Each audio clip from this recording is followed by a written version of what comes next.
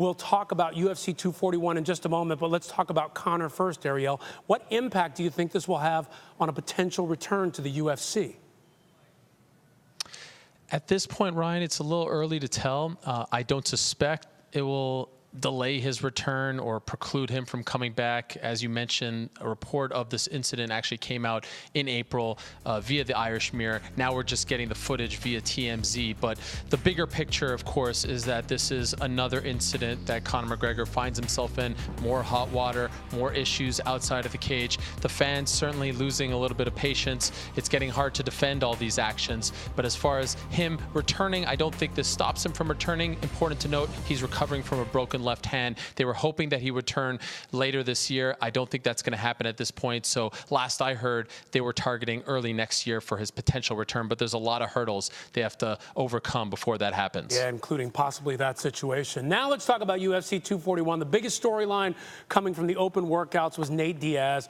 He's fighting for the first time in 3 years, smoking a joint in his open workout. High times for him. Ariel, he didn't show up for media day today. Is Diaz in any trouble with the UFC? No, he is not, Ryan. And this, in a nutshell, is why the fans love Nathan Diaz so much. He just marches to the beat of his own drum. He does his own thing. He doesn't care about repercussions. He doesn't care about receiving a fine or being reprimanded by the UFC. They just love him because of this. And this is why the fans are so excited that he's back. This is his first fight in 3 years, and the sport has missed him.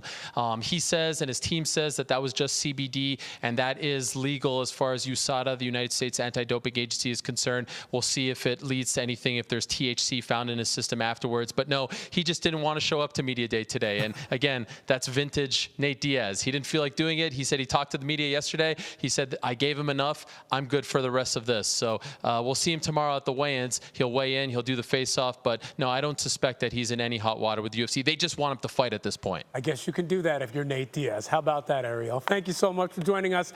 Ariel Helwani joining us ahead of UFC 241 coming up Saturday night.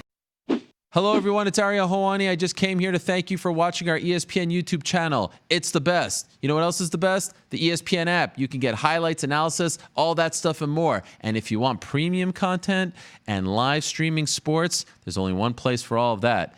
It's ESPN Plus.